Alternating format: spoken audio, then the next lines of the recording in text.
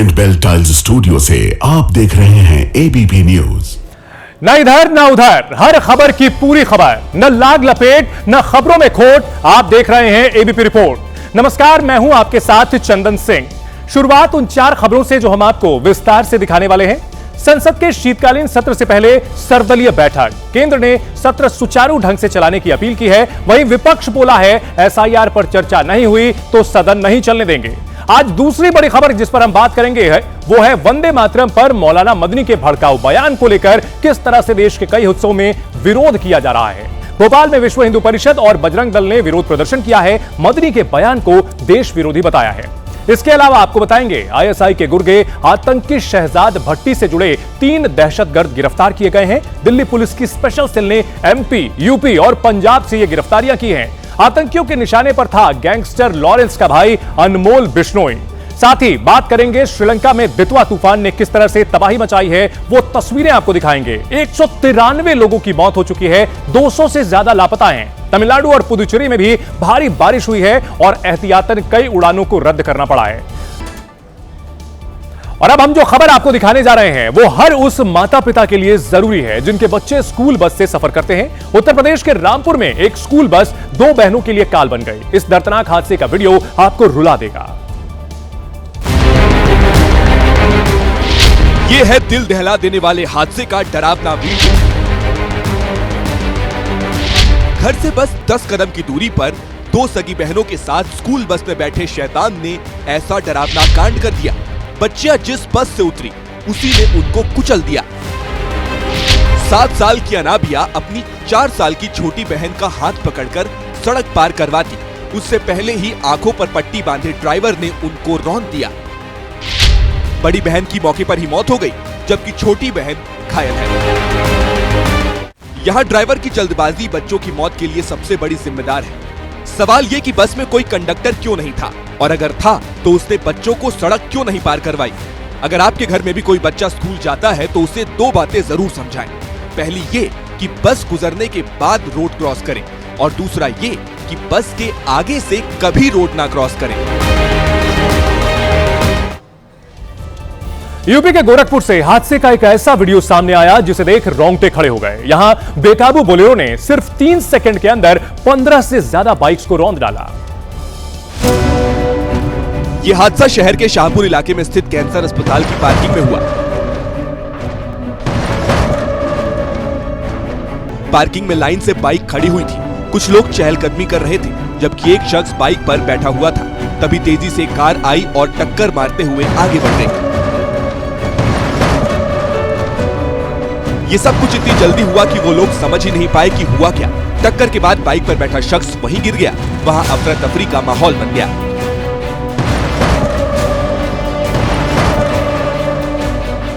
अच्छी बात ये रही कि इस हादसे में किसी को गंभीर चोटें नहीं आई। हालांकि 16 बाइक बुरी तरह क्षतिग्रस्त हो गई।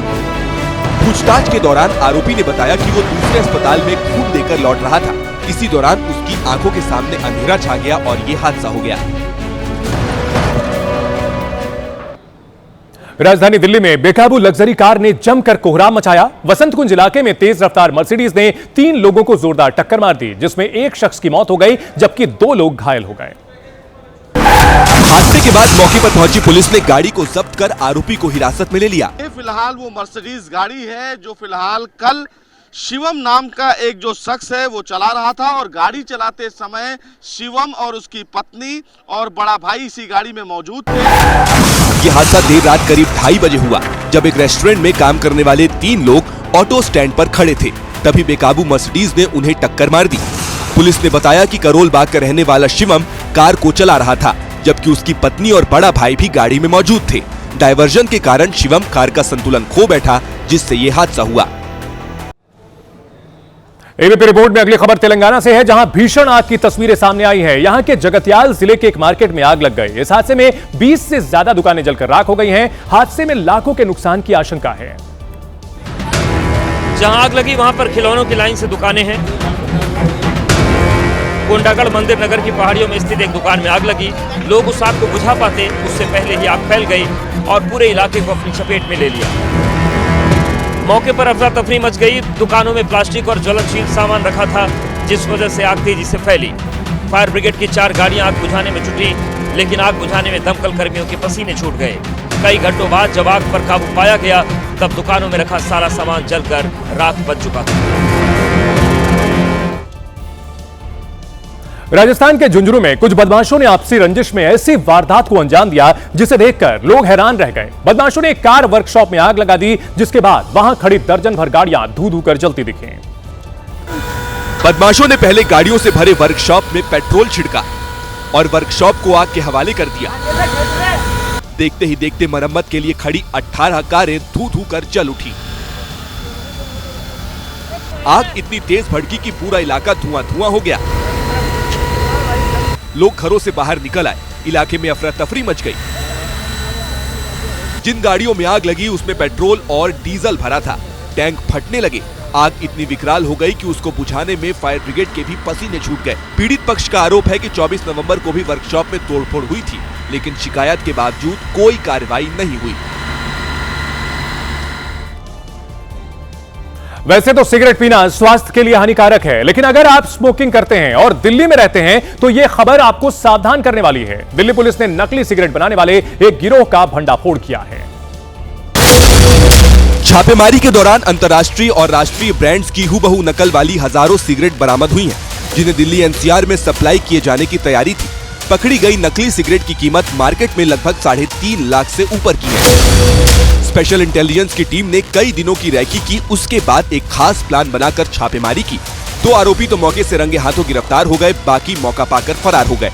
पुलिस का कहना है कि ये गिरोह काफी समय से अवैध स्टोरेज और सप्लाई नेटवर्क का हिस्सा थे। इनकी हरकतों से सिगरेट कंपनियों को भारी नुकसान हो रहा था। हमारा पड़ोसी देश श्रीलंका इस वक्त दर्द में है। वहां चक्रवाती तूफान दितवा ने ऐसी तबाही मचाई है कि उसकी वजह से अब तक 193 लोगों की जान जा चुकी है। तूफान के साथ बादल ऐसे बरसे कि इससे उबरने में ही अब श्रीलंका को काफी समय लग जाएगा। तूफान के बाद हुई बरसात ने ऐसा कहर बरपाया कि वहां के बांध बेकाबू हो गए। खबरें हैं कि वहां मरने वालों का आंकड़ा 150 के पार जा चुका है। 200 से ज्यादा लोग ऐसे हैं जिनका कोई अता पता नहीं। पानी के जोर से श्रीलंका में कनेक्टिविटी पर असर पड़ा, कई पुल टूट गए। चलने के लिए अगर सड़क भी मिली तो उसके आसपास पानी ने डेरा जमा कर रखा था। हालात ऐसे खराब हुए कि पड़ोसी देश में 1 लाख से ज्यादा लोगों को अपना घर बार छोड़कर सुरक्षित जगहों पर जाना पड़ा।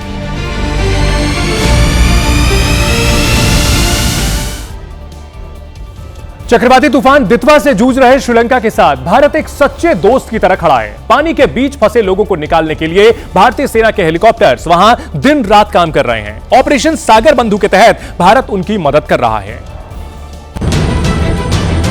मदद के लिए भारतीय सेना के हेलीकॉप्टर दूर दराज के इलाकों में घूम रहे हैं।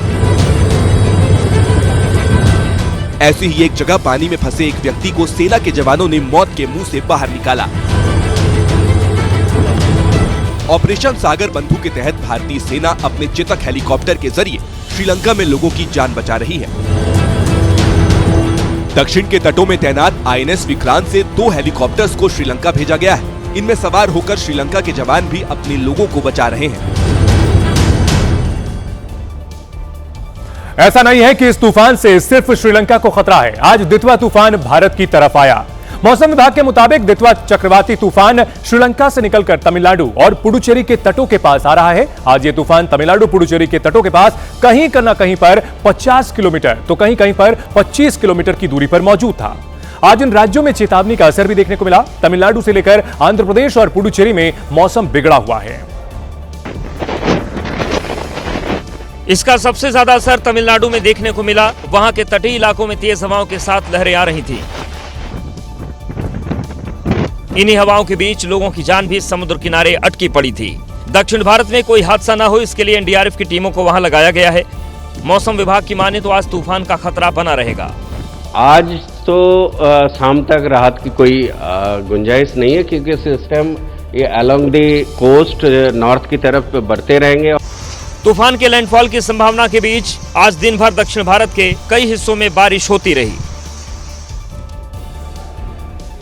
और अभी खबरें आ रही हैं कि दितवा चक्रवाती तूफान तमिलनाडु और पुडुचेरी के बेहद नजदीक आ चुका है। इसलिए इन दो राज्यों में मौसम विभाग ने रेड अलर्ट जारी किया है। यह चक्रवात अभी 80 से 100 किलोमीटर की दूरी पर बंगाल की खाड़ी पर है। यह लगातार उत्तर की दिशा में बढ़ रहा है और जिसकी वजह से दक्षिण भारत में तेज बारिश हो रही है। इसी चक्रवाती तूफान की वजह से चेन्नई एयरपोर्ट पर करीब 50 उड़ानों को रद्द करना पड़ा है। तो देखिए, चक्रवाती तूफान तबाही मचाए हुए है और श्रीलंका के साथ साथ भारत में भी इसका असर देखने को मिल रहा है। एबीपी रिपोर्ट में बढ़ते हैं अगली खबर की ओर। एसआईआर के दौरान यूपी में बीएलओ की संदिग्ध मौत की खबरें लगातार आ रही हैं। बिजनौर में एक महिला की हार्ट अटैक से मौत होने के बाद मुरादाबाद में एक बीएलओ ने खुदकुशी कर ली और पीछे एक सुसाइड नोट छोड़ गया।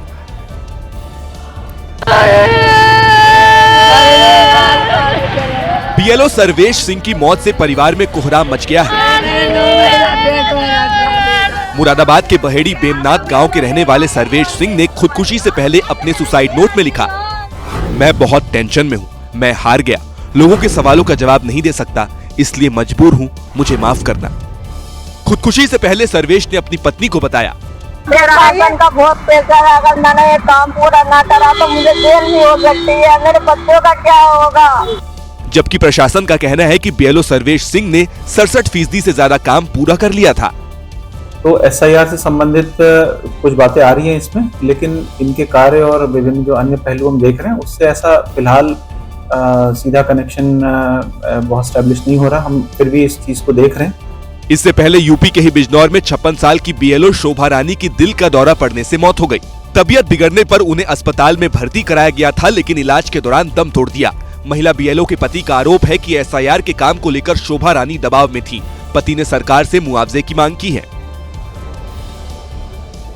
देवरिया में इलाज के दौरान एक लेखपाल की मौत हो गई। परिजनों का आरोप है कि लेखपाल आशीष कुमार एसआईआर के काम में जुटे थे। अचानक तबीयत बिगड़ने पर गोरखपुर के एक निजी अस्पताल में उन्हें भर्ती कराया गया था। गोरखपुर के निजी अस्पताल में मौत होने पर घर में चीख पुकार मच गई। लेखपाल के निधन की खबर सुनकर सलेमपुर की एसडीएम दिशा श्रीवास्तव परिजनों से मिलने पहुंची तो वहां पर गमगीन माहौल देखकर रोने लगी। तो मेरा ठीक है मैम, उसको मतलब अब ये क्रॉनिक डिजीज की बहुत टाइम से, बहुत पहले से। लेकिन परिजनों का आरोप है कि लेखपाल आशीष को कोई बीमारी नहीं थी, सिर्फ काम का प्रेशर था मेरे भैया पे, जो ऊपर से एसडीएम सब डाल रहे थे, कानगो थे, तहसीलदार थे, सब। लेखपाल की मौत के बाद स्थानीय लोगों ने हंगामा कर दिया। परिवार की महिलाओं के साथ लेखपाल संघ के सदस्य शव को घर पर ही रखकर प्रदर्शन करने लगे। परिजनों ने 5 करोड़ रुपए मुआवजा देने और दोनों बच्चों की पढ़ाई की व्यवस्था करने की मांग की तो स्थानीय सांसद ने पोस्टमार्टम में जल्दबाजी को लेकर सवाल उठा दिया। परिवार के न चाहते हुए भी कराया और प्रशासन कह रहा है कि ये मौत निर्वाचन कार्यों से नहीं हुई है। कितनी बेरहम सरकार है। 12 राज्यों में एसआईआर का काम 4 दिसंबर तक चलने वाला था, लेकिन अब 11 दिसंबर तक चलेगा। वोटर लिस्ट में सुधार अभियान थमने से पहले अब तक यानी 4 नवंबर से 30 राज्यों में 30 नवंबर तक सिर्फ 7 राज्यों में 32 बीएलओ की संदिग्ध मौत हो चुकी है। मध्य प्रदेश और उत्तर प्रदेश में 8 बीएलओ दम तोड़ चुके हैं। वहीं गुजरात में 6 और पश्चिम बंगाल में 5 बीएलओ की जान जा चुकी है। राजस्थान में 3, केरल और तमिलनाडु में 1 बीएलओ की मौत हुई है। तो बीएलओ को किन चुनौतियों का सामना करना पड़ता है उसको समझने के लिए रायपुर से आए एक वीडियो को देखिए, जिसमें एसआईआर का फॉर्म मिलने पर देरी होने पर नाराज महिला हंगामा करने लगी। उसने बीएलओ वंदना सैनी पर जमकर हमला किया, चप्पल से वार कर दिया। गाली कैसे रखी तू? कौन बोला? अबे तेरी। महिला ने पहले एक पुरुष को गाली दी, फिर थप्पड़ मारा और उसके बाद हाथ में चप्पल उठा लिया। वो इतने गुस्से में थी कि वहां रखे ईंट पत्थर से भी हमला करने लगी। हाथ में चप्पल लेकर वो बीएलओ वंदना सोनी से बहस करने लगी और देखते ही देखते महिला बीएलओ पर भी हमला कर दिया। हाँ, इसको अंदर करवाएंगे। बीएलओ को मार रहे हो ना, बीएलओ को मार रहे हो ना, अंदर करवाओ इसको अंदर। महिला कभी बीएलओ से उलझ रही थी तो कभी बीच बचाव करने वाली युवती से। यही नहीं, वीडियो बनाने वाले व्यक्ति के कैमरे पर भी हाथ मारती दिखी। जब लोगों ने पुलिस में शिकायत की बात कही तो वो खुद के बाल नोचने लगी। मजाक समझ रही क्या मेरे को?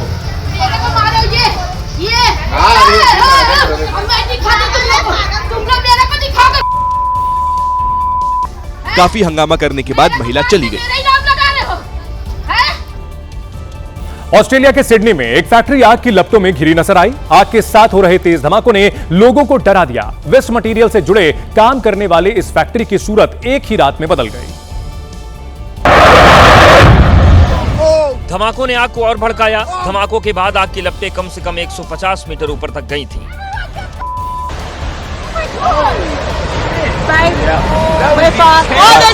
धीरे धीरे आग ने सिडनी के बड़े इंडस्ट्रियल एरिया को अपनी चपेट में ले लिया। आसमान से नजर डाली गई तो पूरा इलाका आग के गोले जैसा लगा। बताया गया कि इस भयंकर आग को काबू में लाने के लिए 200 से ज्यादा फायर फाइटर्स जुटे थे। वहां केमिकल टैंक तक आग पहुंचने के बाद बड़े बड़े धमाके हुए।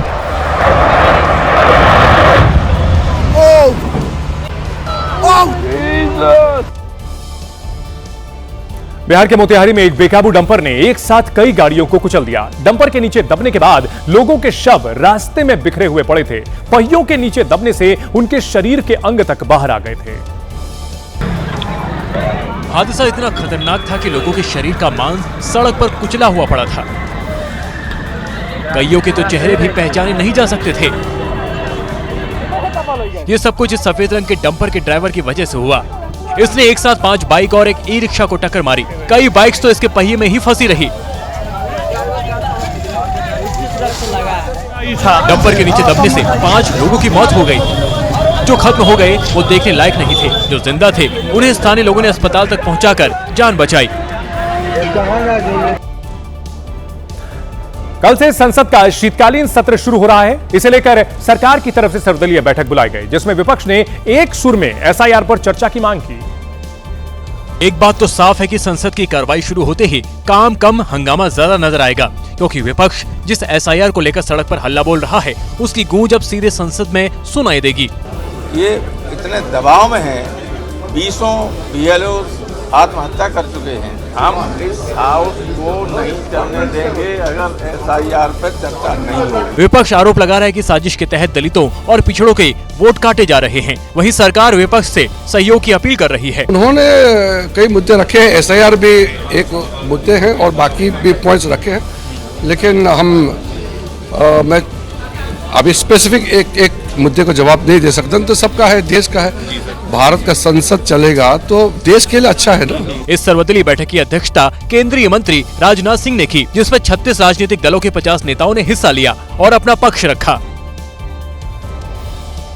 सर्वदलीय बैठक में विपक्षी दल एसआईआर पर चर्चा की मांग को लेकर अड़े रहे। इसके साथ ही एसआईआर के अलावा कई और ऐसे मुद्दे हैं जिसको लेकर संसद के शीतकालीन सत्र में सत्ता पक्ष और विपक्ष में टकराव दिख सकता है। दिल्ली ब्लास्ट से लेकर विदेश नीति और प्रदूषण से लेकर जांच एजेंसियों की कार्रवाई, ये तमाम ऐसे मुद्दे हैं जिसकी गूंज शीतकालीन सत्र के दौरान सुनाई दे सकती है। आतंकवादी गतिविधियां अब दिल्ली में आकर दस्तक दे रही हैं। जिस तरह ब्लास्ट हुआ, पूरी तरह गृह मंत्रालय असफल हो गया है। उधर सरकार कह रही है कि हर मुद्दे पर चर्चा की पूरी कोशिश की जाएगी। अलग अलग विषय हैं, बहुत सारे विषय अलग अलग पार्टियों ने जो उचित समझे हैं वो उठाए हैं और सरकार ने सभी के विषयों का संज्ञान लिया है और इस पर हमारे जो पार्लियामेंट के नियम है उसके हिसाब से सरकार विचार करेगी। जो भी आवश्यक विषय होंगे उस पर चर्चा भी होगी। संसद का ये शीतकालीन सत्र 19 दिसंबर तक चलेगा और हर दिन हंगामा होना निश्चित है। इस वक्त की बड़ी खबर आ रही है, दिल्ली में कांग्रेस की बड़ी बैठक जारी है। शीतकालीन सत्र को लेकर दिल्ली में कांग्रेस पार्लियामेंट्री स्ट्रैटेजी ग्रुप की बैठक जारी है। राहुल और सोनिया गांधी समेत कांग्रेस के सभी बड़े नेता इस बैठक में मौजूद हैं। मल्लिकार्जुन खड़गे, केसी वेणुगोपाल और गौरव गोगोई भी बैठक में शामिल हुए हैं, जबकि पी चिदम्बरम, मनीष तिवारी और प्रमोद तिवारी भी इस बैठक में पहुंचे हैं। बड़ी खबर आ रही है।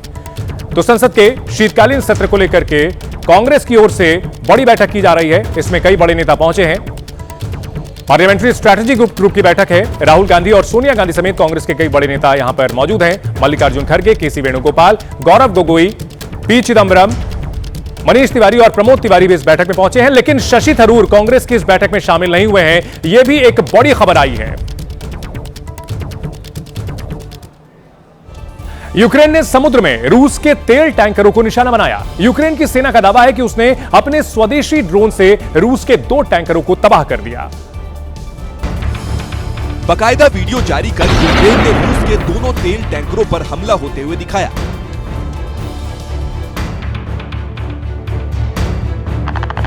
यूक्रेन का दावा है कि उसने अपने सी बेबी नेवल ड्रोन्स का इस्तेमाल कर ब्लैक सी में रूस पर हमला किया। हमले के बाद रूस के तेल टैंकरों से भरे जहाज समंदर के बीचों बीच चलते हुए दिखाई दिए।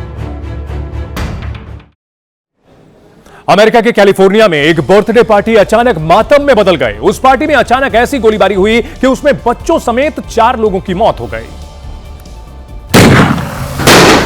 पुलिस के मुताबिक ये एक टारगेट किलिंग थी, जिसमें घायल लोग अभी भी जिंदगी और मौत की जंग लड़ रहे हैं। बताया गया कि हमला एक बच्चे की बर्थडे पार्टी में हुआ। वो जन्मदिन कैलिफोर्निया में एक बैंक्वेट हॉल में मनाया जा रहा था। सब कुछ सही था, बच्चे डांस कर रहे थे कि तभी वहां किसी ने गोलियां चलानी शुरू कर दी।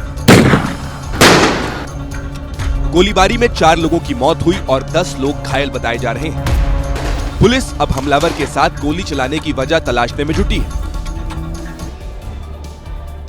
दक्षिण पश्चिमी प्रशांत महासागर में मौजूद देश न्यूजीलैंड, जो अपनी प्राकृतिक खूबसूरती और वन्य जीवों के लिए पूरी दुनिया में प्रसिद्ध है, अब एक नए सरकारी आदेश की वजह से यह चर्चाओं में है। दरअसल न्यूजीलैंड के सरकार ने देश की अनोखी वाइल्ड लाइफ को बचाने के लिए जंगली बिल्लियों को खत्म करने का फैसला किया है। इस अभियान के तहत देश में करीब 25 लाख बिल्लियों को मारा जाएगा। ये जंगली बिल्लियां न्यूजीलैंड के पक्षियों, चमगादड़ों और छिपकलियों का शिकार कर रही हैं। इन जंगली बिल्लियों ने इसी हफ्ते 100 से ज्यादा दुर्लभ चमगादड़ों का शिकार कर लिया है, उनकी हत्या कर दी है। यही नहीं, ये जंगली बिल्लियां टॉक्सोप्लाज्मोसिस जैसी बीमारी भी फैलाती हैं। यह बेहद गंभीर बीमारी होती है। इससे इंसानों, डॉल्फिन और पालतू जानवरों के गंभीर बीमारी की चपेट में आने का खतरा पैदा हो जा सकता है। और यही वजह है कि न्यूजीलैंड की सरकार ने प्रेडेटर फ्री 2050 नाम से एक अभियान चलाया है। इसे लेकर मार्च 2026 तक पूरी तैयारी कर ली जाएगी। यानी कि जंगली बिल्लियों का अब शिकार करने की तैयारी हो रही है। यूपी के मथुरा में देर रात एक तेज रफ्तार कार ने सड़क किनारे सो रहे कई लोगों को रौंद दिया। इस हादसे में एक महिला गंभीर रूप से जख्मी हुई है।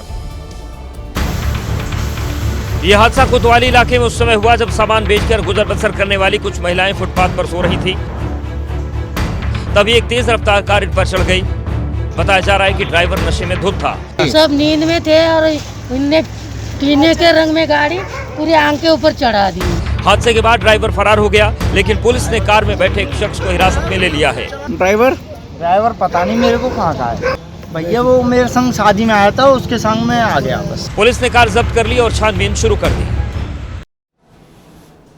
इस वक्त एक बड़ी खबर आ रही है। यूपी में एसआईआर को लेकर समाजवादी पार्टी ने प्रभारी नियुक्त किए हैं। समाजवादी पार्टी ने 46 एसआईआर प्रभारियों की लिस्ट जारी की है। रामजी लाल सुमन आगरा, हाथरस के प्रभारी बनाए गए हैं, जबकि लालजी वर्मा अंबेडकर नगर के प्रभारी नियुक्त किए गए हैं। अवलेश कुमार सिंह को मऊ और बलिया का प्रभारी बनाया गया है, जबकि राम प्रसाद चौधरी बस्ती और सिद्धार्थनगर के प्रभारी नियुक्त किए गए हैं।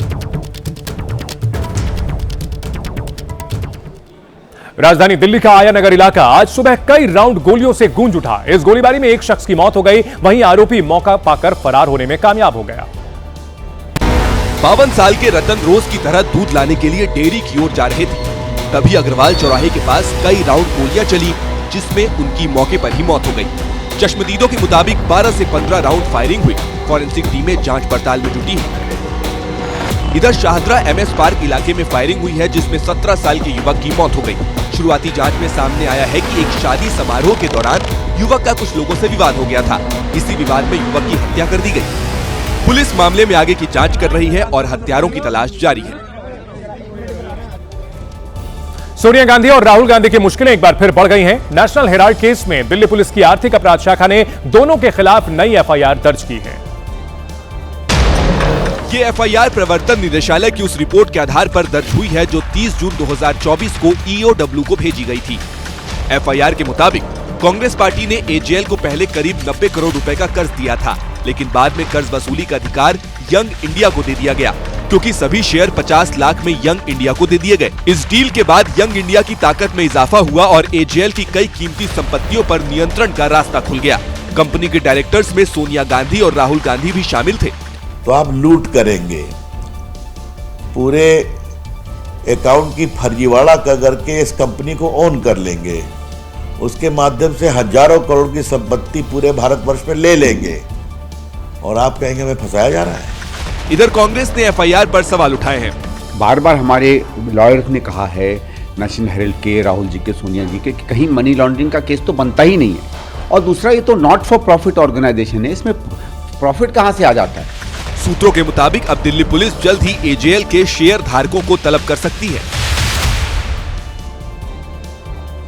अब आपको नेशनल हेराल्ड केस में अब तक क्या क्या हुआ है, ये सिलसिलेवार ढंग से समझाते हैं।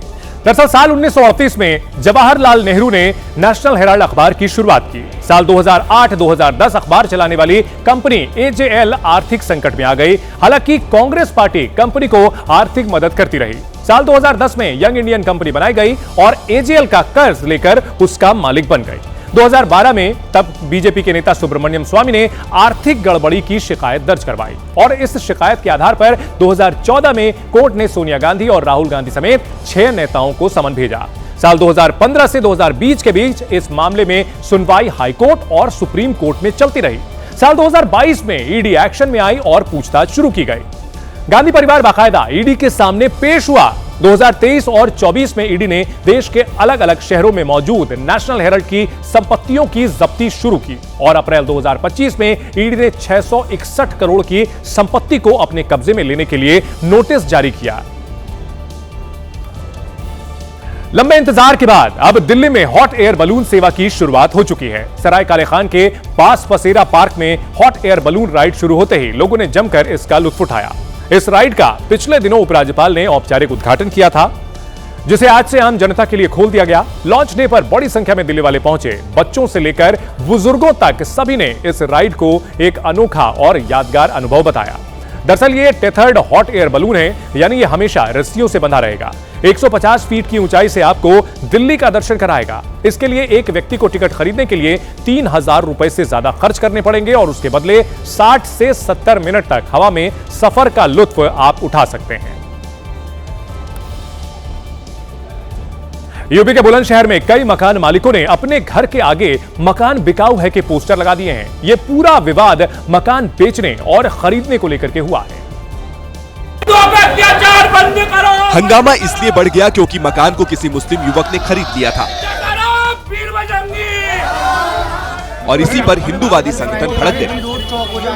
दरअसल हनुमान टीला मंदिर के सामने रहने वाले प्रदीप शर्मा का मकान काफी समय से बिक नहीं रहा था, जिसे कुछ समय बाद सलीम नाम के शख्स ने खरीद लिया।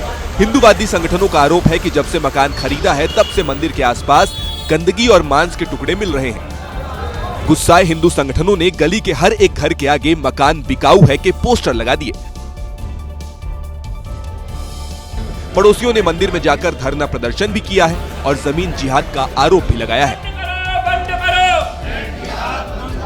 फिलहाल पुलिस ने दोनों पक्षों से बात करके मामले को सुलझा लिया है और लैंड जिहाद जैसे किसी भी थ्योरी को गलत बताया है। जमीयत उलेमाए हिंद के अध्यक्ष मौलाना महमूद मदनी के उस बयान पर बवाल शुरू हो गया है जिसमें उन्होंने सुप्रीम कोर्ट पर सवाल उठा दिए थे। अब मदनी के खिलाफ कई शहरों में प्रदर्शन हो रहे हैं।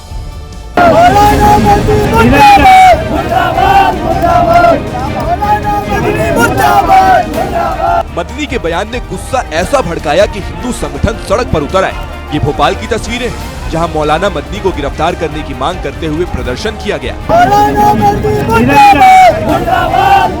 अब मदनी का वो बयान भी सुनिए जिसमें उन्होंने सुप्रीम कोर्ट पर ही टिप्पणी कर दी थी। सुप्रीम कोर्ट उस वक्त तक ही सुप्रीम कहलाने का मुस्तहिक है जब तक आईन की पाबंदी करे। अगर ऐसा न करे तो वो इखलाकी तौर पर भी सुप्रीम कहलाने का हकदार नहीं है। मदनी के बयान का विरोध बीजेपी तो कर ही रही है, कांग्रेस को भी मदनी का ये बयान गलत लग रहा है। इसकी निंदा होनी चाहिए और मुझे लगता है कि मदनी जी को अपने जितने भी स्टेटमेंट्स हैं इनको विड्रॉ करना चाहिए। मदनी ने सिर्फ सुप्रीम कोर्ट पर ही टिप्पणी नहीं की बल्कि कुछ और ऐसे बयान दिए हैं जिस पर हंगामा हो रहा है।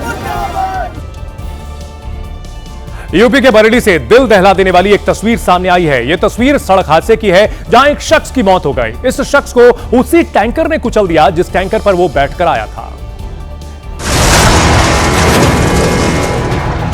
और टैंकर से उतरने के बाद वो चंद कदम ही चल पाया था कि टैंकर ने उसे कुचल दिया। टैंकर का अगला पहिया उसके ऊपर से गुजर गया। इसका एहसास होते ही ड्राइवर ने गाड़ी रोक दी, लेकिन कुछ सेकंड के बाद ड्राइवर उसके ऊपर से पिछला पहिया भी चढ़ाते हुए वहां से आगे बढ़ गया।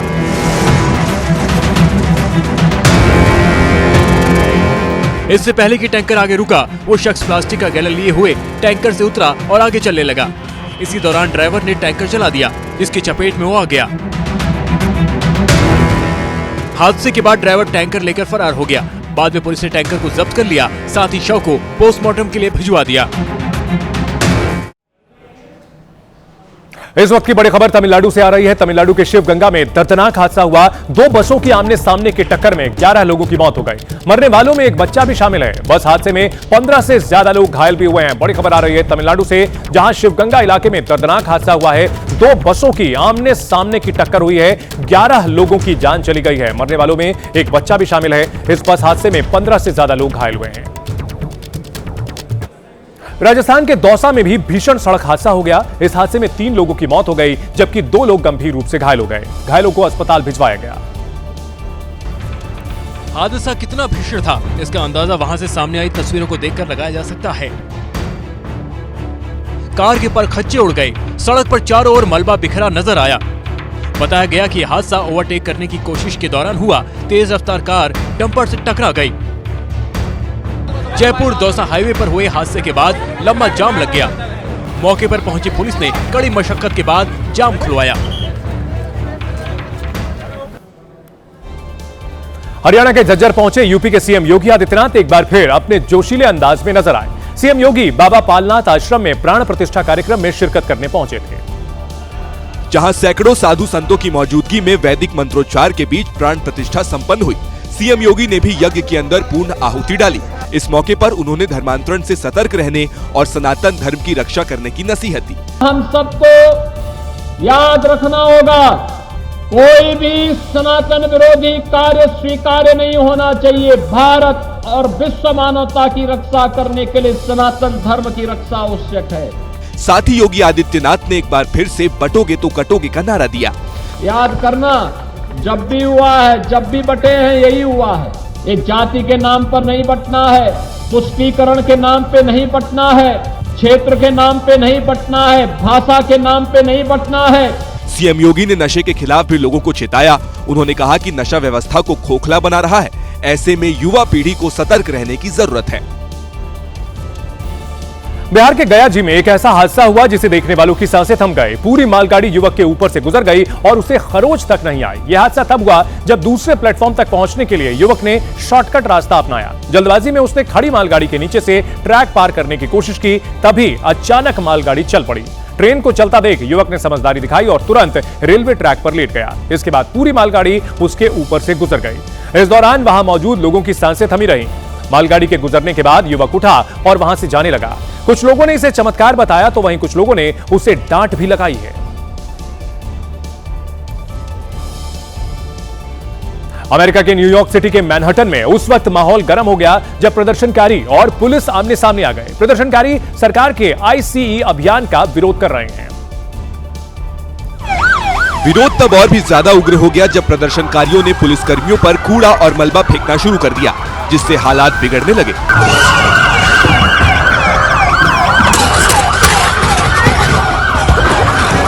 पुलिस ने प्रदर्शनकारियों को रोकने के लिए बल प्रयोग भी किया, लेकिन सरकार के खिलाफ हल्ला बोल कर रहे युवा भी पीछे नहीं हटे।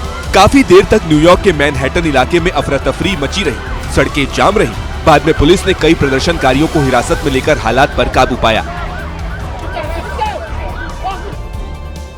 झांसी के कोतवाली इलाके में लगी आग पर काबू पा लिया गया है। आग प्लास्टिक के एक गोदाम में लगी थी और इतनी तेजी से फैली कि चंद मिनटों में लाखों का सामान राख में बदल गया। गनीमत रही कि इस घटना में कोई हताहत नहीं हुआ। आसमान तक उठते आग के शोले बता रहे हैं कि आग कितनी भयानक है और उसने फैक्ट्री में सब कुछ खाक कर दिया। ये तस्वीरें झांसी के एक प्लास्टिक गोदाम में लगी आग की हैं, जिसने चंद मिनटों में विकराल रूप ले लिया। लोगों को इतना मौका भी नहीं मिला कि वो फैक्ट्री की बाहरी दीवार से सटे सामान को सुरक्षित जगहों पर पहुंचा सके। सुनो सुनो भैया भैया, बल्ली लो, बल्ली लो। हाँ, बल्ली लो। आग इतनी भयानक थी कि फायर ब्रिगेड के कर्मचारियों को भी समझ में नहीं आ रहा था कि किस तरफ पानी फेंके और किस तरफ छोड़ दे, क्योंकि एक तरफ आग थोड़ी कम होती तो दूसरी तरफ फिर भड़क उठती।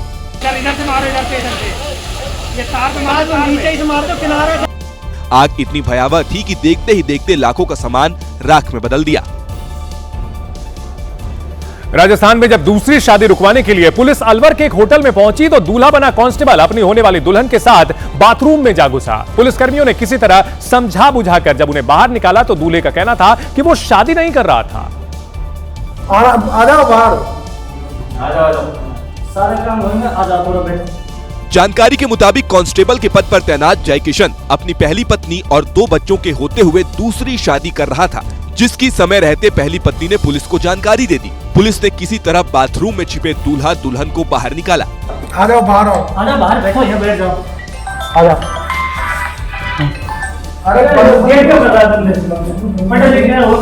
जयकिशन नाम के कांस्टेबल से जब दूसरी शादी को लेकर सवाल पूछा गया तो उनका कहना है कि पत्नी से तलाक का केस कोर्ट में लंबित है और सब लोग शादी के लिए नहीं बल्कि बातचीत के लिए इकट्ठा हुए थे। शादी नहीं कर रहा मैं, दूसरी शादी नहीं कर रहा, सिर्फ बातचीत करने के लिए हम इकट्ठे। अच्छा, आज बातचीत करने के लिए इकट्ठे हुए थे आप लोग, लेकिन गेट पर बाहर माला वालाएं भी पड़ी हैं जो शादी की।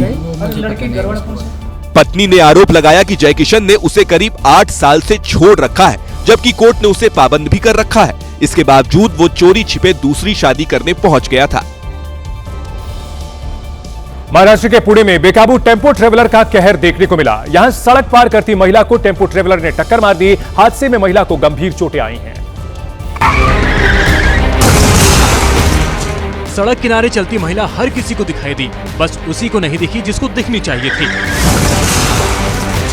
तस्वीरों को देख ऐसा लगा मानो ड्राइवर ने आंखों पर पट्टी लगाकर टेम्पो ट्रेवल मोड़ी। टेम्पो ट्रेवल मोड़ते वक्त उसने जरा सा भी ध्यान नहीं दिया कि सामने महिला पैदल चल रही है। टक्कर लगते ही महिला जमीन पर गिर गई। लोग तुरंत मदद के लिए भागे और महिला को अस्पताल पहुंचाया। हादसे में महिला की पैर की हड्डी टूट गई।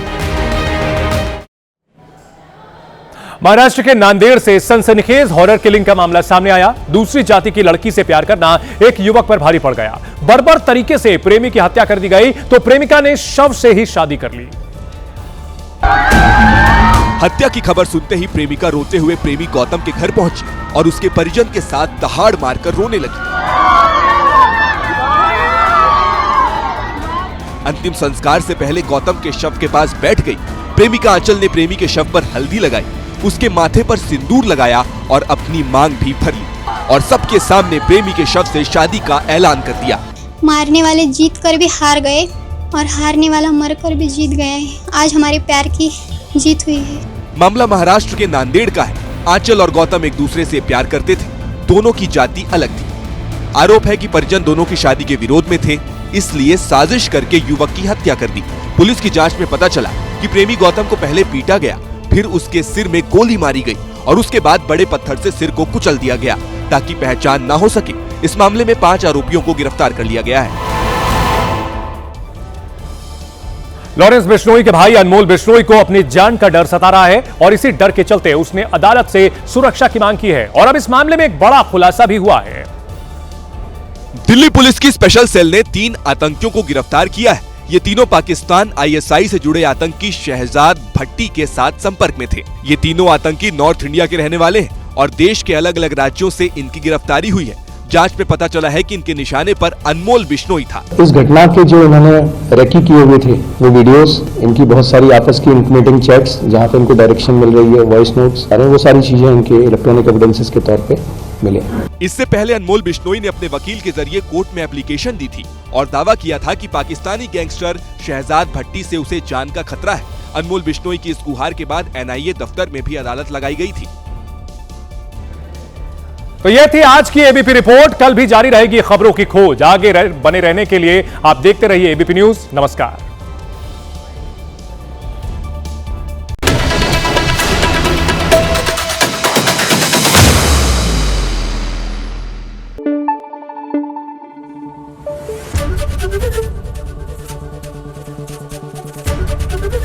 एबीपी न्यूज आपको रखे आगे।